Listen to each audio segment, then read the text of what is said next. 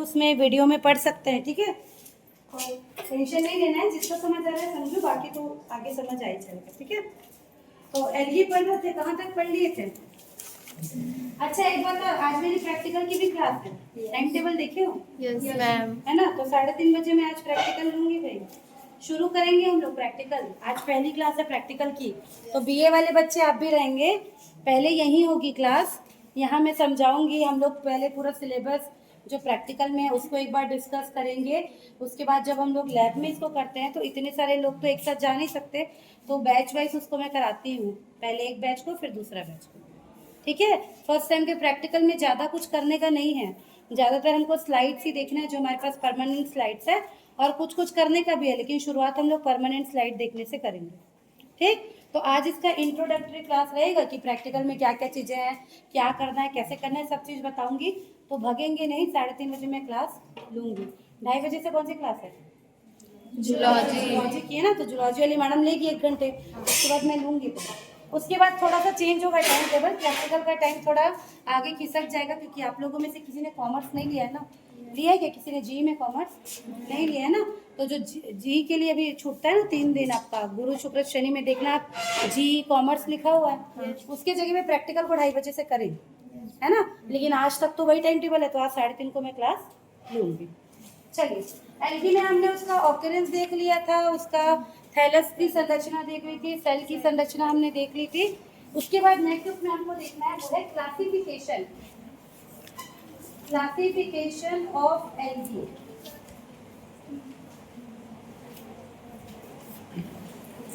ठीक है, classification of algae हमको ये देखना है, मतलब हम इनको कैसे अलग अलग ग्रुप्स में बांट सकते हैं एल्गी को, ठीक है।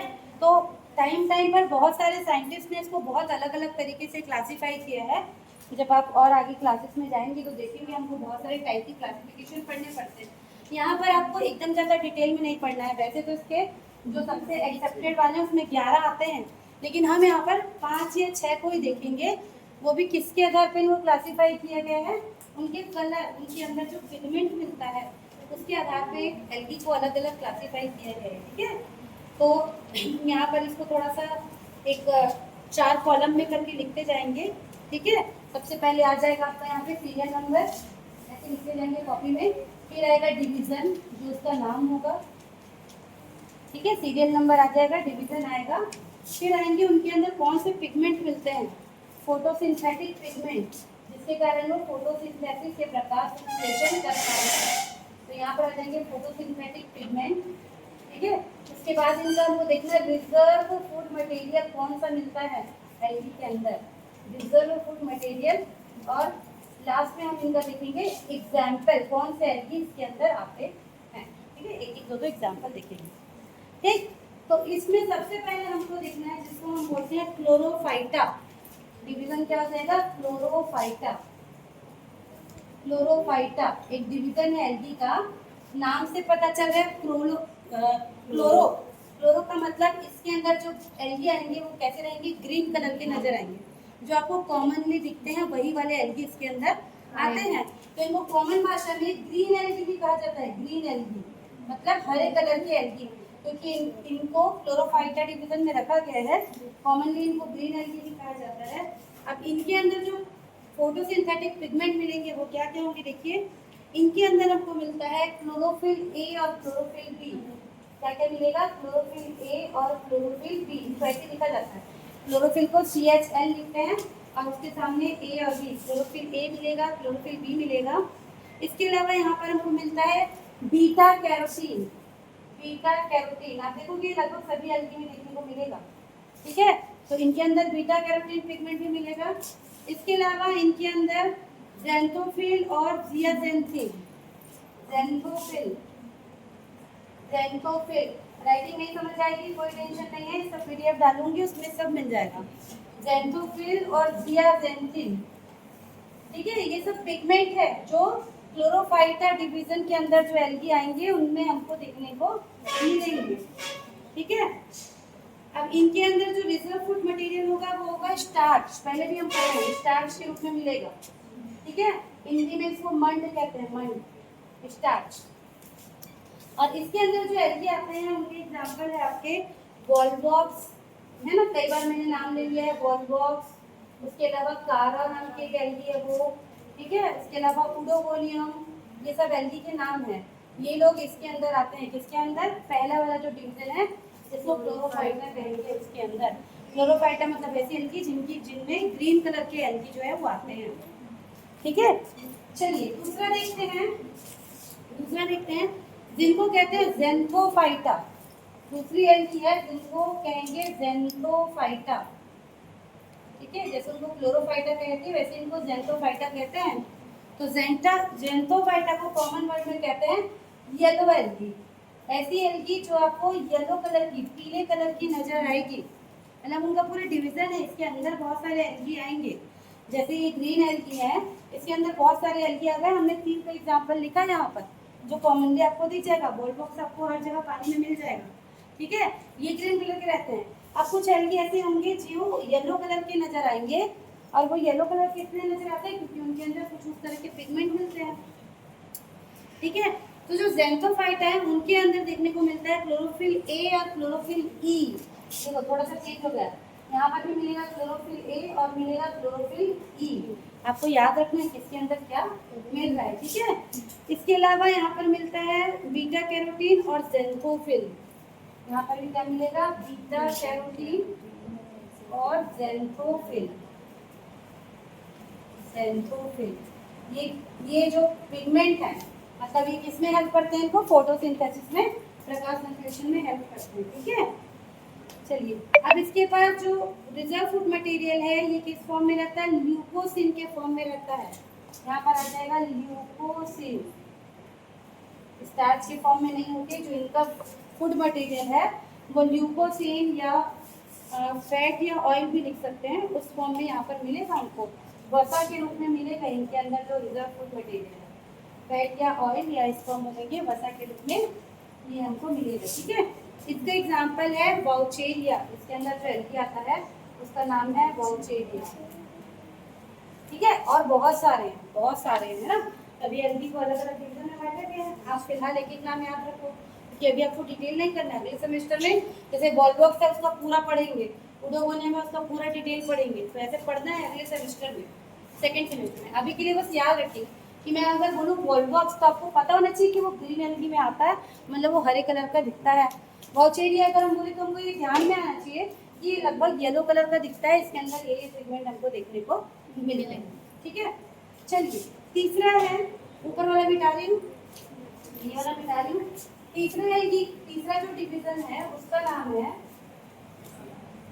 तीसरे डिवीजन का नाम है ब्राउन एल्गी, या इसको बोलेंगे फियोफाइटा।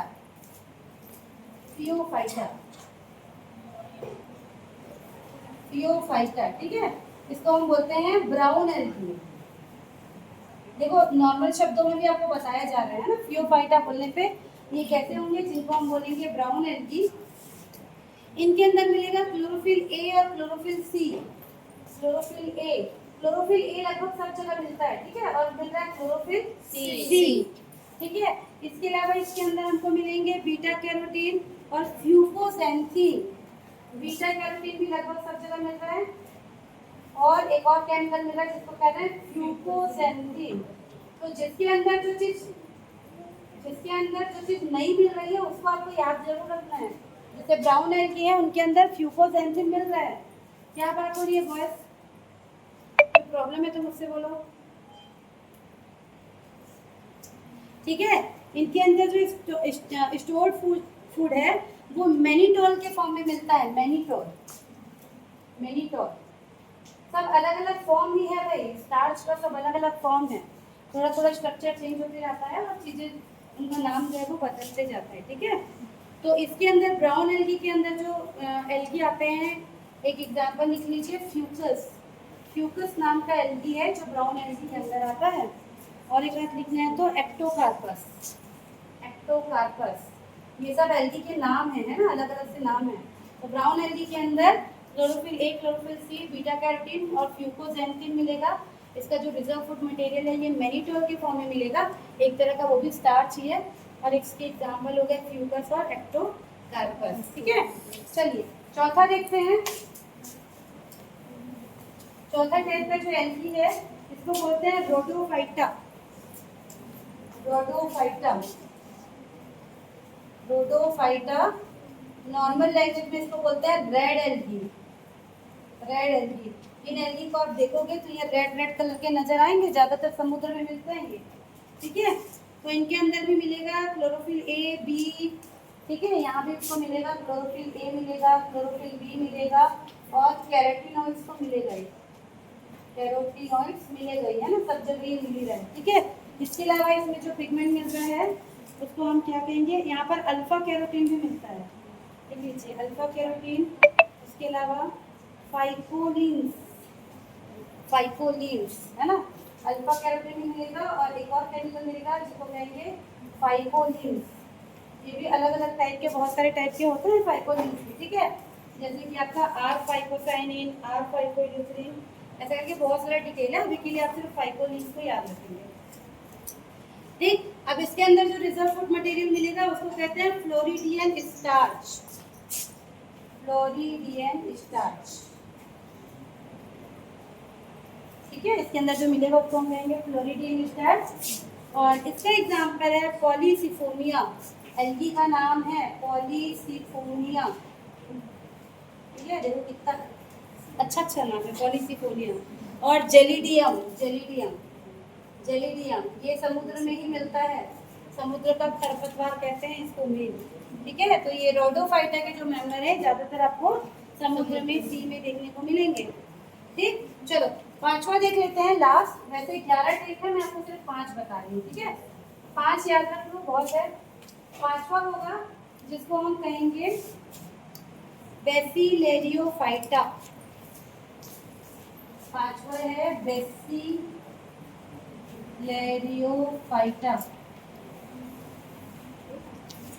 ठीक है, इसको कॉमन शब्दों में इसको कहते हैं गोल्डन ब्राउन एल्गी। इसको क्या कहते हैं, गोल्डन ब्राउन, चमकता हुआ दिखता है ये थोड़ा थोड़ा, इसलिए इसको गोल्डन ब्राउन कहते हैं। गोल्ड चमकता है ना, इसलिए इसको ऐसे ही थोड़ा थोड़ा चमकता है, इसके पास कुछ कुछ होता होगा जिससे चमक रहा है। ठीक है, तो इनके अंदर भी मिलेंगे क्लोरोफिल सी, बीटा कैरोटीन और fucoxanthin. Chlorophyll c, beta carotene और फ्यूकोजेंथिन। ठीक है, ये पिगमेंट इसके अंदर मिलेंगे जो इसको फोटोसिंथेसिस में हेल्प करते हैं। और इनके अंदर जो स्टोर फूड है वो आपको फैट या ल्यूकोइजन, फैट लिख लो, फैट के फॉर्म में आपको मिलेगा। जो स्टोर फूड मटेरियल है वो फैट के फॉर्म में मिलेगा। और इसका एग्जांपल है एल्गी का नाम, जिसका नाम है डाइटम्स। डाइटम्स ये एल्गी का नाम है जो इसके अंदर आते हैं, है ना, छोटे छोटे से चमकते हुए से नजर आते हैं। ठीक, तो 5 आपने लगभग देखा। इसके अलावा भी है कैरोफाइटा है, यूग्लिनोफाइटा है, क्राइसोफाइटा है। ठीक है, और आपका साइनोफाइटा है। ऐसे करके बहुत सारे हैं। एल्गी को बहुत सारे तरीके से बांटा गया है। किस आधार पे, उनमें जो पिगमेंट मिल रहा है, मेनली किस आधार पे बांटते हैं, उनमें जो पिगमेंट मिल रहा है उसके आधार पे उनको बांटते हैं। ठीक है, तो आप कम से कम ये 5 को याद रखेंगे। बुक में और बहुत सारा दिया है, अगर कोई बहुत ज़्यादा इच्छुक है तो उसको पढ़ सकते हैं। पढ़ना चाहिए, एटलीस्ट वो याद रहे या न रहे, एक बार उसको जरूर पढ़ना चाहिए। ठीक है, तो PDF में भेजूंगी, लाइब्रेरी में भी बुक है, इशू कराइए, सर्कुलेट कीजिए। लिख लिए सब लोग? Yes ma'am. ये हो गया एल्गी का क्लासिफिकेशन। अब हम लोग इसमें देख लेते हैं रिप्रोडक्शन, प्रजनन कैसे होगा एल्गी में।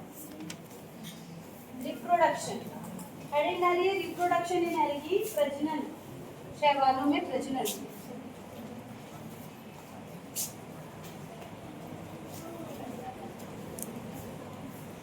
पहले ये बोर्ड अच्छा था, अभी थोड़ा अच्छा नहीं लग रहा। अच्छा, ये लिक्विड के शब्द खराब हो गया। ठीक है, चलिए, तो एल्गी में 3 तरह से रिप्रोडक्शन हो सकता है। कौन कौन से 3, पहले भी बात की है हमने। कौन कौन से 3? लैंगिक, अलैंगिक, वर्धी। गुड, वर्धी सबसे सिंपल तरीका होता है जिसको बोलते हैं वर्धी। इंग्लिश में उसको बोलेंगे वेजिटेटिव। ठीक है, वर्धी को इंग्लिश में बोलते हैं वेजिटेटिव। उसके बाद एसेक्सुअल, है ना, जिसको हिंदी में बोलेंगे अलैंगिक, अलैंगिक और तीसरा होता है सेक्सुअल। 3 तरह से जो आपका एलगी है वो रिप्रोड्यूस कर सकता है। अब ये तीनों के अंदर भी बहुत सारे तरीके होते हैं, बहुत सारे तरीके। जैसे कि अगर हम देखें वेजिटेटिव का मतलब क्या होता है, वेजिटेटिव का मतलब हिंदी में हम इसको बोलते हैं वर्धी प्रजनन। तो इसमें क्या होता है, देखिए इसमें क्या होगा, सबसे सिंपल तरीका ये रिप्रोडक्शन करने का, एल्गी का कुछ भाग अगर टूट गया अपने से तो वो टूट कर नया एल्गी बना सकता है। मतलब उसके जितने टुकड़े हो जाएंगे हर टुकड़ा एक नया एल्गी, एक नया पौधा बना लेगा। ठीक है, तो इसके अंदर इसको कैसे लेंगे, देखिए इस विधि के अंतर्गत पौधे के कुछ अंश पृथक होकर नए पौधे का जन्म देते हैं। ठीक है, और ये बहुत सारे टाइप का होता है। जैसे सबसे पहला देखते हैं बाय फ्रेगमेंटेशन, जिसको बोलेंगे खंडन विधि द्वारा। सबसे पहले क्या आएगा, बाय फ्रेगमेंटेशन, हिंदी में इसको कहेंगे खंडन। ठीक है, देखो जो एल्गी है ये प्लांट जगत का सबसे सिंपलेस्ट फॉर्म है, सबसे सरल संरचना है, सबसे छोटी इकाई है। तो जितनी छोटी इकाई होती है ना उनमें उतना ही ज़्यादा हमको वेजिटेटिव रिप्रोडक्शन देखने को मिलता है। जैसे जैसे हम हायर की ओर बढ़ते जाएंगे, बड़े प्लांट्स की ओर बढ़ते जाएंगे, एनिमल में भी वही होगा। जो छोटे जीव हैं वो वेजिटेटिव रिप्रोडक्शन से, वेजिटेटिव तरीके से रिप्रोड्यूस कर सकते हैं। जैसे जैसे हायर की तरफ जाते हैं, किसमें होते जाता है, सब कुछ सेक्सुअल में होते जाता है, वेजिटेटिव और एसेक्सुअल पूरी तरह से एब्सेंट हो जाता है। ठीक है, तो एल्गी में तो ये मिलेगा। तो फ्रेगमेंटेशन में क्या होगा, देखिए यदि शैवाल का कोई तंतु या फिलामेंट छोटे छोटे खंडों में टूट जाए तो प्रत्येक खंड से एक नए पौधे में वो विकसित हो सकता है। ठीक है, इसे क्या करेंगे, क्या कहेंगे हम, खंडन या वेजिटेटिव रिप्रोडक्शन कहेंगे। ठीक है, दूसरा होता है जिसको कहते हैं बाई एडवेंटिशियस ब्रांचिंग, अपस्थानिक शाखाएं। इसका मतलब समझते हो क्या, अपस्थानिक शाखाएं, एडवेंटिशियस ब्रांचिंग। ब्रांच समझते हैं, ब्रांच समझते हैं, शाखा। जैसे आप बड़े पौधों में भी देखोगे कोई कोई पौधे का अगर आप उसकी डंगाल तोड़ के कहीं पे लगा दोगे तो उसमें से भी पूरा पौधा बन जाता है। किसमें देखते हो ऐसा,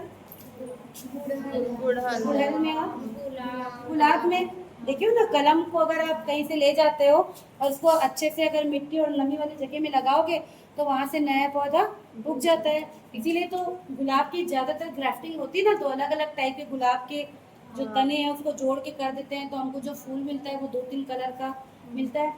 तो ऐसे ही क्या होता है, इनमें भी कई बार क्या होगा, जो एल्गी की जो मेन बॉडी है उसमें से कुछ अलग से, जैसे मान लीजिए ये एल्गी है, ये कोई सा एल्गी है, वॉलवॉक्स है, इनमें अगर हो सकता है इस तरह से कुछ शाखाएं ऐसे निकल जाए जिसको हम कहेंगे एडवेंटिशियस ब्रांचेस, अलग से अपस्थानिक शाखा निकल गई और ये यहाँ से अगर टूट जाएगी तो ये जो शाखा है वो जाके अलग से नया एल्गी फिर से बना सकती है। ठीक है, तो ये आपका इसमें होता है अपस्थानिक शाखाओं से। ठीक है, तो ये किसमें होता है, जैसे अभी आपने नाम सुना था ना फ्यूकस, कौन से ग्रुप का था, कौन से डिवीजन का था फ्यूकस, देखो ब्राउन एल्गी, ब्राउन एल्गी में था ना, फ्यूकस में ये देखने को मिला है। यहाँ पर एग्जांपल भी दिया हुआ है।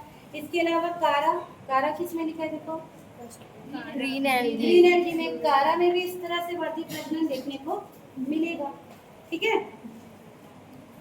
चलिए इसके अलावा एक और तरीका है जिसको कहते हैं हार्मोगोन्स।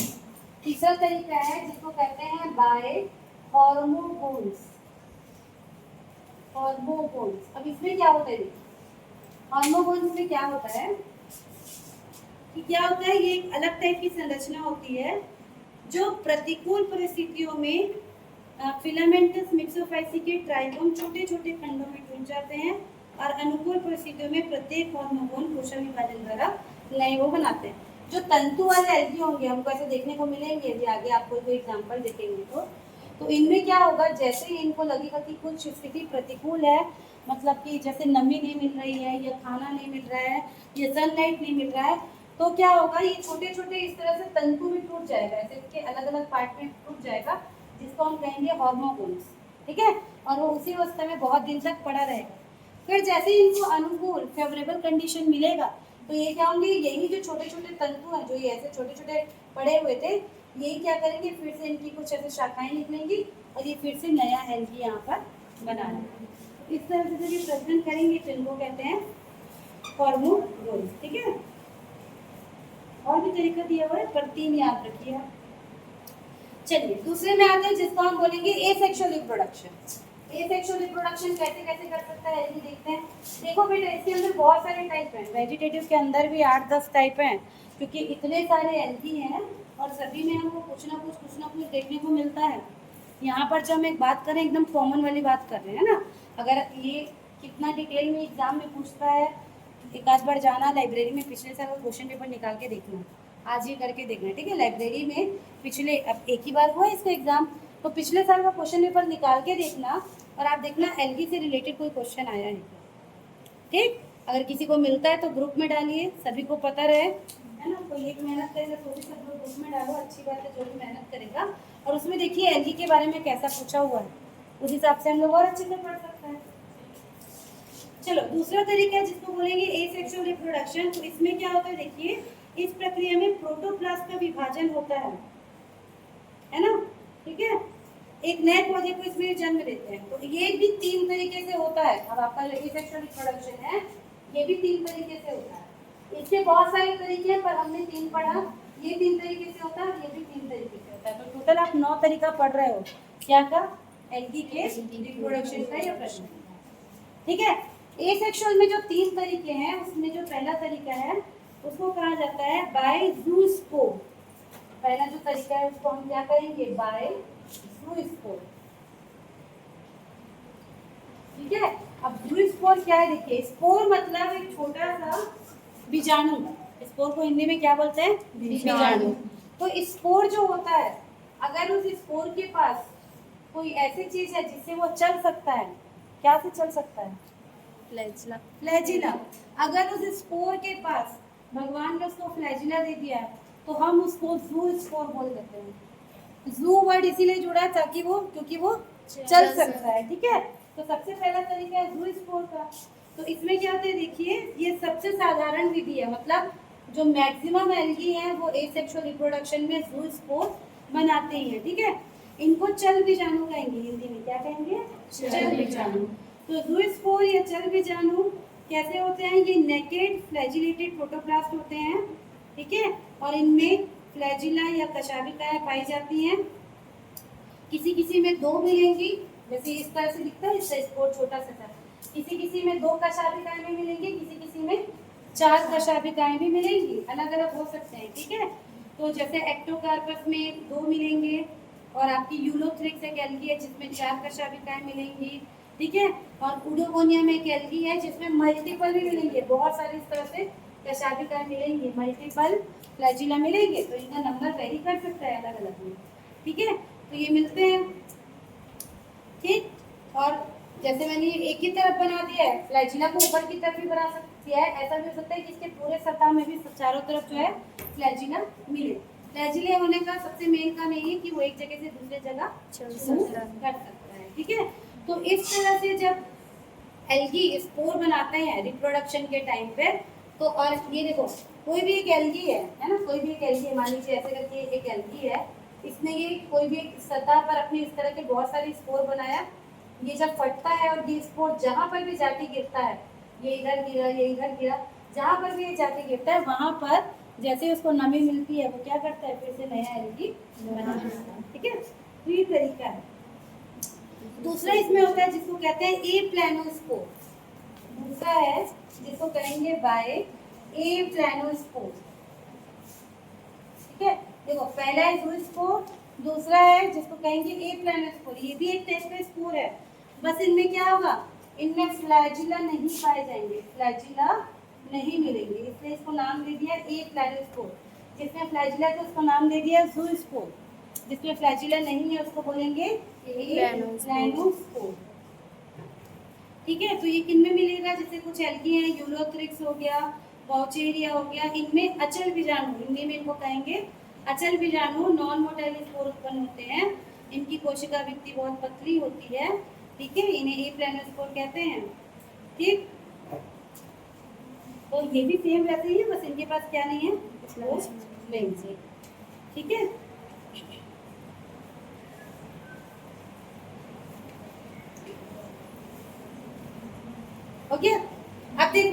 उसमें और बहुत सारे टाइप दिए हुए हैं, सेक्सुअल रिप्रोडक्शन के भी बहुत सारे टाइप दिए हुए हैं, 7-8 दिए हुए हैं, हमको सिर्फ 3 ही को दिखना है। तो इसमें और एक आता है जिसको कहते हैं एंडोस्पोर और एक्सोस्पोर। एक होता है जिसको कहते हैं एंडोस्पोर और एक को कहते हैं एक्सोस्पोर। अब ये क्या होते हैं, नाम से क्या पता चल रहा है, हिंदी में क्या बोलते हैं? एंडोस्पोर को बोलते हैं अंतः बीजाणु और एक्सोस्पोर को कहते हैं एक्सोस्पोर से लिखा है बाह्य बीजाणु। कुछ एल्गी के अंदर में स्पोर बनेंगे उनको कहेंगे एंडोस्पोर, कुछ एल्गी के बाहर स्पोर बनेंगे उनको कहेंगे एक्सोस्पोर। सभी में सिर्फ बन रहा है क्या, अल्टीमेटली स्पोर। वो स्पोर आगे चल के नया पौधा बना देता है, इतना इसमें याद रखना, ठीक है। इसके अलावा ऑटो स्पोर भी दिया है, टेट्रा स्पोर मतलब 4 स्पोर एक साथ जुड़ा रहेगा, जनरली ब्राउन एल्गी में देखने को मिलता है, ठीक है। 4 स्पोर कैसे होंगे, आपस में इस तरह से जुड़े रहते हैं, ऐसे 4 स्पोर, इनको एक साथ बोल देता है टेट्रा स्पोर। तो इस कंडीशन में भी स्पोर मिलेगा। तो कैसे भी आपको स्पोर मिलेगा, 2 मेन याद रखो, जू स्पोर और एपेल। जू स्पोर जिसमें फ्लैजिला है, एपेल स्पोर जिसमें फ्लैजिला नहीं है। उसके अलावा हो गया एंडोस्पोर, एक्सोस्पोर, टेट्रा स्पोर, कहाँ पर मिल रहा है उस हिसाब से उनका नाम जो है वो दिया है। ठीक, इतना आपको किसमें याद रखना है, ए सेक्सुअल रिप्रोडक्शन में याद।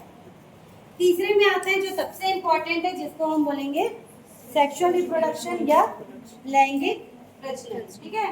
तो ये भी एल्गी में 3 तरह की होती है, ये सिर्फ 3 ही होती है, ज़्यादा नहीं होती, 3 तरह के होते हैं सेक्सुअल रिप्रोडक्शन, ठीक है। तीनों के नाम बताती हूँ और डायग्राम बताती हूँ, तब आपको ये एकदम अच्छे से क्लियर हो जाएगा। एक को कहते हैं आइसोगैमी, एक को कहेंगे आइसोगैमी, दूसरे को कहते हैं एन आइसोगैमी, ठीक है, और तीसरे को कहते हैं ऊगैमी।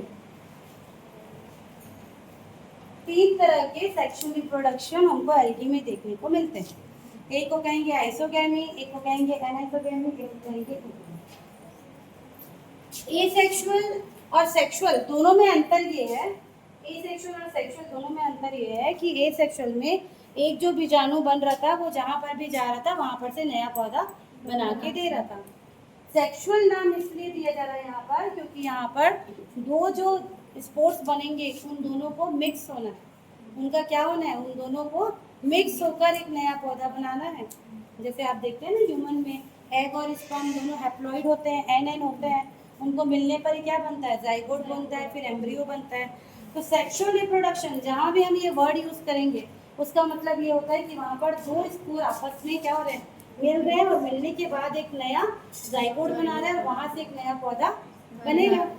अब ये जो 3 टाइप है, ये जो हमने 3 टाइप देखा, इनमें एकदम थोड़ा सा ही अंतर है। क्या अंतर है, देखिए, जहाँ पर आइसो का मतलब होता है सेम साइज, जहाँ पर जो 2 स्पोर आपस में मिलने वाले हैं अगर उनका साइज सेम है तो हम उसको बोलते हैं आइसोगैमी। इसका डायग्राम आप ऐसे बना सकते हैं, ये एक स्पोर हो गया, ये दूसरा स्पोर हो गया, ये दोनों का फ्लैजिला हो गया, ठीक है। इसको हम बोलेंगे आइसोस्पोर। ये एक स्पोर है, ये दूसरा स्पोर, दोनों का साइज बिल्कुल सेम है। हम इसमें नहीं बता सकते कि कौन सा मेल है कौन सा फीमेल है, इसलिए हम इसको प्लस और माइनस ऐसे करके शो कर देते हैं। स्टेन बोलते हैं समझने के लिए कि एक को हमने प्लस बोल दिया और एक को हमने माइनस बोल दिया, ठीक। तो जहाँ पर जो 2 स्पोर आपस में मिलने वाले हैं उनका साइज सेम होगा, उनको बोलते हैं आइसोगैमी। दूसरा होता है, नाम से पता चला, एन आइसोगैमी, मतलब जहाँ पर शेप जो है वो इक्वल नहीं है। यहाँ पर कैसे होगा, एक जो होगा थोड़ा बड़ा होगा और दूसरा उसके कंपैरिजन में छोटा होगा, दोनों के पास लेकिन फ्लैजिला है और दोनों आपस में मिलेंगे, ठीक है। इस तरह से नजर आता है यहाँ पर। तो इसमें क्या होगा, ऐसे कंडीशन में क्या होता है, जिसका साइज बड़ा है, जो स्पोर का साइज बड़ा है उसको जनरली हम फीमेल कहते हैं, ठीक है। क्योंकि ये हमने आगे भी देखा हुआ है कि एग का साइज बड़ा होता है स्पर्म की अपेक्षा।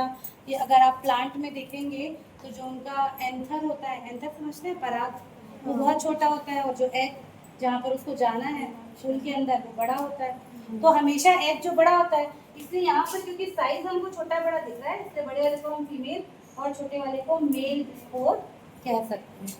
तो यहाँ पर भी दो स्पोर आपस में मिल रहे हैं, लेकिन एक का साइज बड़ा एक का छोटा है, इसलिए इसको हम कहते हैं एन आइसोगैमी। ठीक, तीसरा टाइप है जिसको कहते हैं ऊगैमी। यहाँ पर क्या होता है देखिए, एक जो स्पोर है, मान लीजिए कोई एल्गी है, एक जो स्पोर है वो की नॉन मोटाइल है, वो मूव भी नहीं कर सकता, और जो दूसरा है वो मोटाइल है। ऐसे इसका डायग्राम बनता है। तो जो नॉन मोटाइल है इसको हम कहते हैं फीमेल, ठीक है, इसको हम कहते हैं फीमेल। इसके पास फ्लैचुला नहीं है, ये अपनी जगह पे फिक्स है। और जो स्मॉल साइज का है उसको हम कहते हैं मेल। और ये कैसा है, मोटाइल है, चल है, ये चल सकता है, इसके पास फ्लैचुला है, इसके पास फ्लैचुला नहीं है। ये एडवांस कैरेक्टर है, ऊगैमी क्या है, एक एडवांस कैरेक्टर है। आगे जब आप और प्लांट में देखेंगे, जैसे कि एल्गी के बाद फंजाई पढ़ेंगे, फिर जैसे आप ब्रायोफाइटा पढ़ेंगे, तो आप देखेंगे ब्रायोफाइटा के अंदर हमको सिर्फ यही वाला देखने को मिलेगा, बाकी दो देखने को नहीं मिलेंगे। या मिलेंगे भी तो एक्सेप्शन ले, कॉमन में हम नहीं मिलेंगे, ठीक है। तो यहाँ पर देखो दोनों मोटाइल हैं, दोनों चल हैं, ठीक है। यहाँ पर दोनों मोटाइल हैं लेकिन दोनों का साइज सेम है। यहाँ पर भी दोनों मोटाइल हैं, दोनों अपनी जगह से मूव कर सकते हैं, लेकिन एक का साइज बड़ा एक का छोटा है। और यहाँ पर एक मोटाइल है और एक क्या है, नॉन मोटाइल है, मूव नहीं करता। तो सिर्फ इसी आधार पर हम सेक्सुअल रिप्रोडक्शन इन एल्गी को 3 भाग में बांट सकते हैं।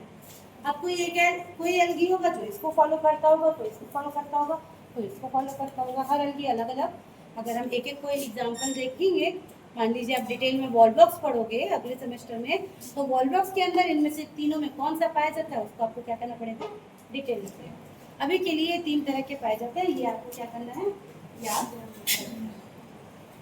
ठीक है। तो आइसोगैमी को कहते हैं समयुग्मकी, आइसोगैमी को कहते हैं समयुग्मकी, नाम से समझ आ रहा है। एन आइसोगैमी को कहेंगे विषम युग्मकी, है ना, सम मतलब बराबर, विषम मतलब अलग अलग size.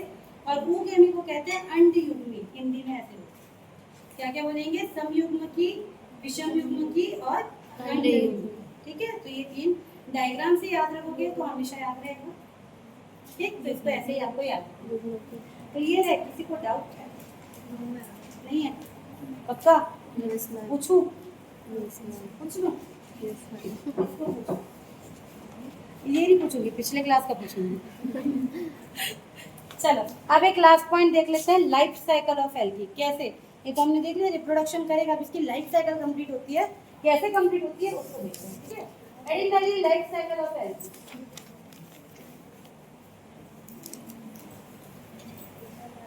Life cycle of algae,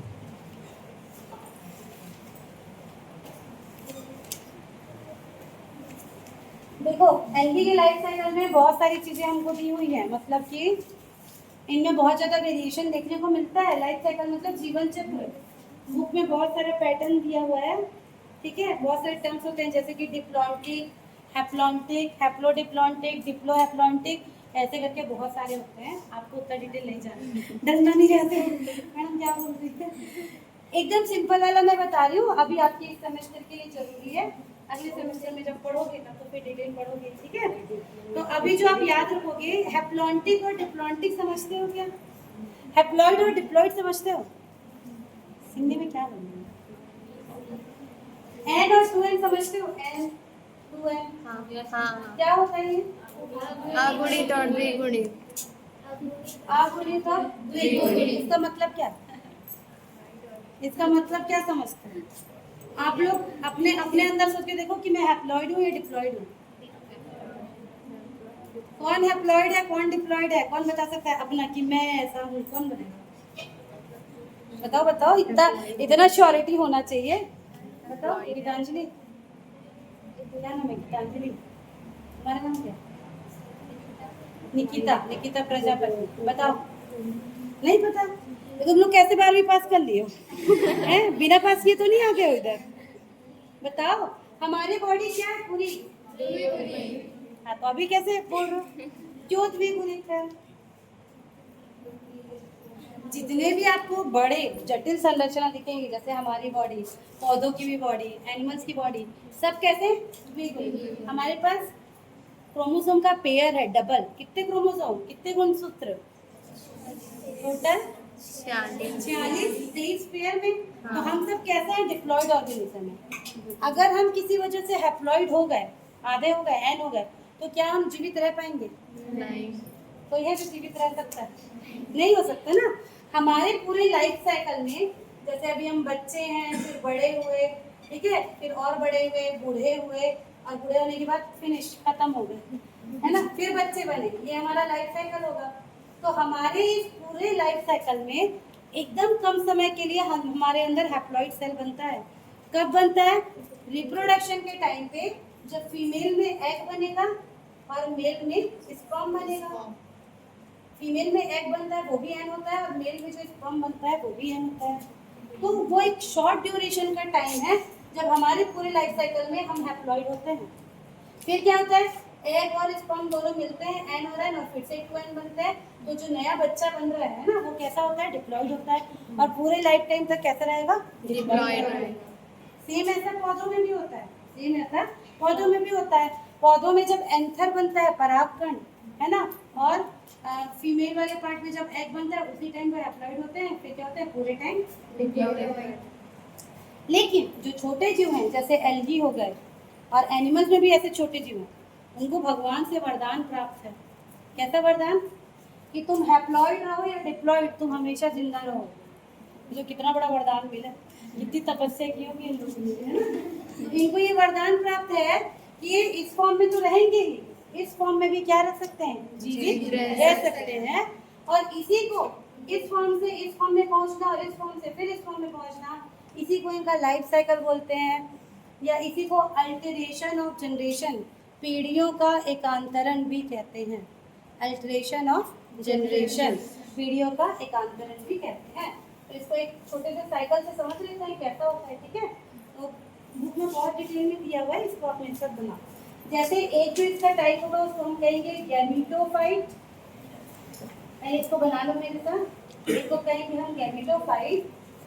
इस गैमेटोफाइट से दो तरह के गैमेट बनते हैं, ठीक है। एक को कहेंगे मेल गैमेट और एक को कहेंगे फीमेल गैमेट। ये हो गया मेल गैमेट, और दूसरे को कहेंगे फीमेल गैमेट, ठीक है। इनसे फिर ये बनते हैं फर्टिलाइजेशन, और ये बना लेते हैं जाइगोट। ये मिलके करते हैं फर्टिलाइजेशन, निषेचन, ठीक है।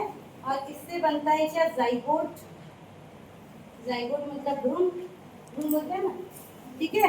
फिर यहाँ से बन जाता है आपका स्पोरोफाइट। स्पोरोफाइट,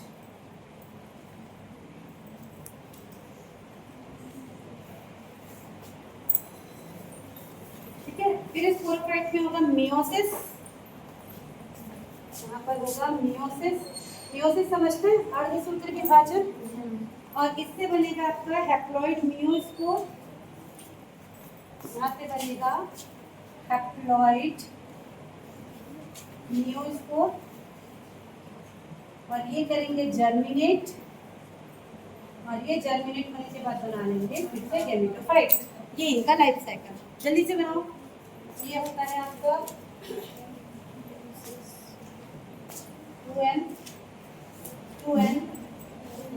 मियोसिस के बाद ये हो जाएंगे n, ये भी हो जाएंगे n, ये होंगे n, और ये होंगे फर्टिलाइजेशन से हो जाएंगे 2। कुछ समझ आ रहा है? नहीं है? गाया नहीं है? दिक्कत नहीं है। कैमरे में दिखेगा, अब क्या करे बच्चों। ये ऊंचा भी नहीं है ना, मैं ही नहीं दिखती होंगी पीछे तक। पीछे वालों को मैं दिख रही हूँ कि नहीं? पीछे वालों को मैं दिख रही हूँ कि कोई बोल रहा है सामने, है ना। अपनी तीसरी नेत्र खोल के देखो, और कोई ऑप्शन नहीं है ना, क्या करें। इसीलिए मैं रिकॉर्ड करती हूँ कि आपको उसमें भी दिख जाए।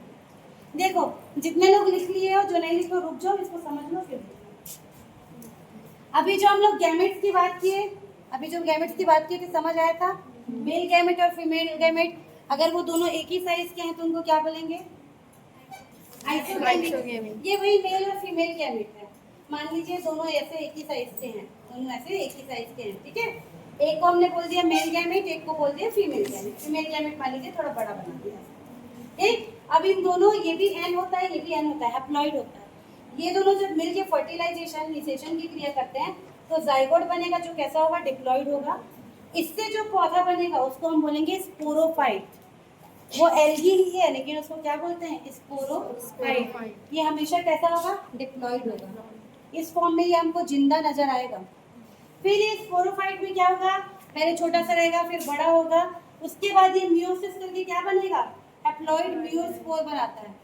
एसेक्सुअल रिप्रोडक्शन के टाइम पे जो हमने अभी स्पोर देखा, कौन कौन से, ज़ूस्पोर, एप्लेनोस्पोर, वो ये वाले स्पोर यहाँ पर, ठीक है। तो इनसे मियोसिस होके जो हैप्लॉइड मियोस्पोर बना, वो फिर ये जहाँ पर मैंने बोला ना, ये जहाँ पर जाके जमीन में गिरेगा, इसको नमी मिलेगी, वहां से वो जर्मिनेट करके फिर पौधा बनाएगा, जिसको हम बोलेंगे गैमेटोफाइट। तो एल्गी के लाइफ साइकिल में 2 बार ये भाग आ रहा है। एक बार वो स्पोरोफाइट के रूप में भी हमको देखने को मिलेगा, एक बार हमको गैमेटोफाइट के रूप में भी देखने को मिलेगा। स्पोरोफाइट के टाइम पे वो डिप्लॉइड है, लेकिन गैमेटोफाइट के टाइम पे वो हैप्लॉइड है। अब हम अगर हैप्लॉइड हो गए तो हम जिंदा नहीं रह सकते, लेकिन एल्गी अगर हैप्लॉइड रह गया तो भी वो हमको नॉर्मल एल्गी की तरह ही नजर आएगा। आप एल्गी को से देख के नहीं बता सकते कि ये 2n है कि n है, जब तक आप उसका लैब में परीक्षण ना कर लो, ठीक है। तो ये ज्यादा, इनको ज्यादा सर्वाइव करना है ना भाई, एल्गी छोटे छोटे जीव हैं, इसलिए ये दोनों तरीके से क्या कर सकते हैं, सर्वाइव कर सकते हैं। तो एक को बोलते हैं गैमेटोफाइट, एक को कहते हैं स्पोरोफाइट, दोनों है ही क्या, एल्गी ही है, ठीक। अब इसी के आधार पे, अब इधर सुनो, नेक्स्ट पॉइंट पहले सुन लो फिर लिखना। नेक्स्ट पॉइंट ये है कि कोई भी एक एल्गी, किसी एक एल्गी का नाम बताओ जिसके बारे में आपको याद है, वॉल्वॉक्स। अगर जैसे वॉल्वॉक्स है अकेला एल्गी, या कोई भी और एल्गी है, उसका अपना मन होगा कि मैं कैसा वाला फॉलो करूं, उसका मन होगा कि मेरा लाइफ का ज़्यादातर टाइम 2n फॉर्म में रहे या मेरे लाइफ का ज़्यादातर टाइम n फॉर्म में रहे, वो उसकी मर्जी होगी। हर एक एल्गी की अपनी अपनी मर्जी है। उसी के आधार पे उसके लाइफ साइकिल को हैप्लॉन्टिक बोलेंगे, अगर वो ज़्यादातर टाइम इस हैप्लॉइड फॉर्म में है। अगर कोई एल्गी अपने लाइफ का ज़्यादातर टाइम 2n फॉर्म में बिताता है तो उसको डिप्लॉन्टिक कहते हैं। अगर आधा आधा बिताता है तो हैप्लोडिप्लॉन्टिक कहते हैं। इसमें डाईफेसिक, ट्राईफेसिक, दुनिया भर की चीज़ें, बहुत ज़्यादा डिटेल नहीं है ना। वो हर एक एल्गी का इंडिविजुअल कैरेक्टर है। इंडिविजुअल कैरेक्टर मतलब भगवान ने उसको जैसा बनाया या जैसा उसको पर्यावरण से मिला। कॉमन में आपको ये वाला डायग्राम याद रखना है। बुक में 3 चार्ट दिया हुआ है, घबराना नहीं है, बुक में 3 चार्ट दिया है, PDF में मैं आपको दूंगी। किसी की इच्छा है तो बिल्कुल पढ़ ले, किसी की इच्छा है तो बिल्कुल पढ़ ले, नहीं तो इसको याद रख, ये जरूरी है। समझ आया यहाँ तक, लाइफ साइकिल समझ आया? Yes ma'am. ठीक, चलो तो यहाँ पे हमारा एल्गी खत्म होता है। अगली क्लास में हम लोग पढ़ेंगे क्या, फंजाई, और 3:30 बजे हम लोग पढ़ेंगे प्रैक्टिकल की क्लास शुरू करेंगे, ठीक है। चलो।